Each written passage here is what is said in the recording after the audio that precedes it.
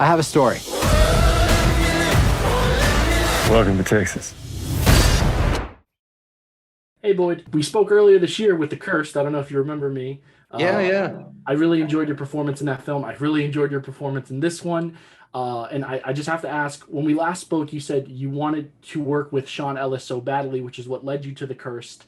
Was it the same case here with BJ Novak? I know you guys previously worked together in The Premise. Talk to me a little bit about how you got involved with this. Yeah, I mean, I've been a fan of BJ and The Office and really just his stand-up comedy for years. And so I was a bit thrown off when he contacted me and said that he wanted to work with me. So I leapt at the opportunity, and I'm just super happy to be a part of his film. And really, I would in this sensibility, I would rather.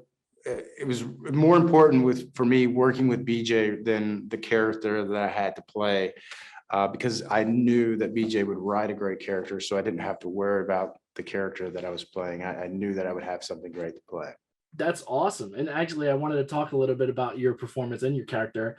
I know I'm not alone in this, but I've seen you in a lot of macho roles in the past, and it was refreshing to see you do something funny to test out your comedic chops. And also you have some of the film's funniest lines, but what was it like for you to kind of dip your toes into this kind of new area? Is it something you liked? Is it something you hope to do again in the future? It's absolutely something I want to do in the future and plan on doing in the future. In a lot of ways, for me personally, I was very much like the character Ty Shaw that I play, who is vulnerable in wanting to find out what has truly happened to his sisters, so that he can have some closure. But for me personally, as an actor, I was very vulnerable in, can I pull this off?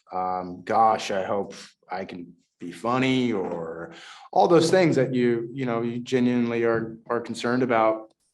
But for me as a person, that's a bit of the thrill and the high that can come from what I'm doing, is because I get thrown into these different situations, and it's either sink or swim a lot of times. And so I was very much like the character in terms of how vulnerable he was.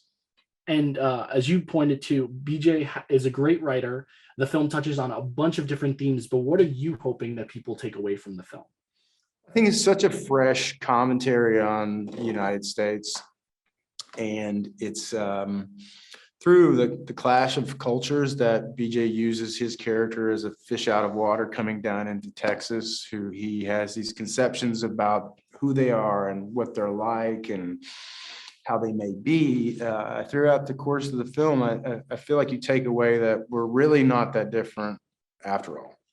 We all deal with the same problems, and together through a sense of family, that family nucleus comes together, and they have some sense of closure.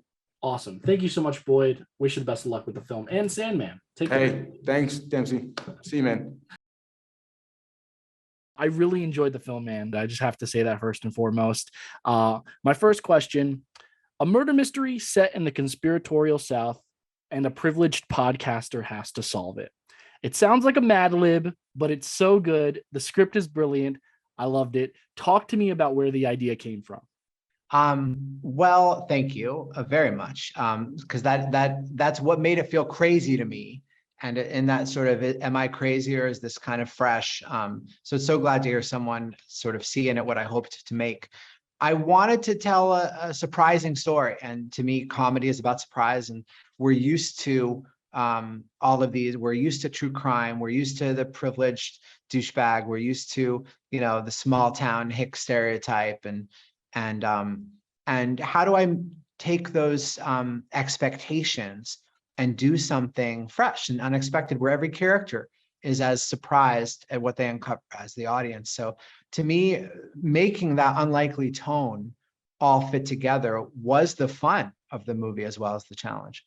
As you also just pointed out, the film plays so well as a parody, but an homage to the true crime genre and podcasts. I'd like to know, what were some of your favorite influences going into this? Do you listen to podcasts? You know, I don't listen to the true crime as much as a lot of people, but I know they're popular, and my character knows they're popular. So in a way, it's about someone being a little opportunistic about making a true crime podcast. That said, they make a pretty good one. You know, Issa Rae's character is really smart, and I actually turned to a lot of people, including Ira Glass, who is a producer of Serial. That great. I did listen to that. That's a great show. S-Town's a great show. So I did talk to a lot of people who produce stuff like that to try to figure out, well, how would this story work and unfold? All right. So I know that you got your start on Punked, right? Ashton Kutcher's in this. Did you see this as your life coming full circle? Talk to me a little bit about how he got involved in this. I really did see it as a full circle thing. You know, Ashton changed my life when he plucked me from complete,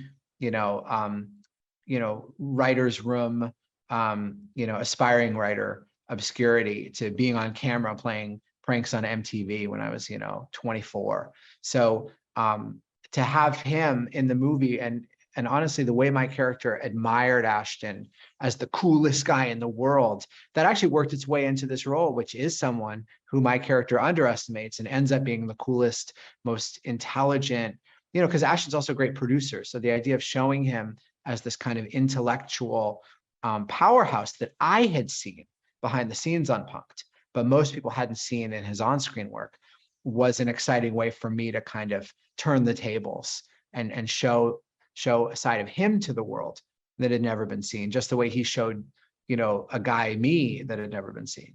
That is awesome. BJ, thank you so much for your time. And thank you for letting me see the film. It really is one of my favorites of the year so far, honestly. Thanks so much. Thanks for talking.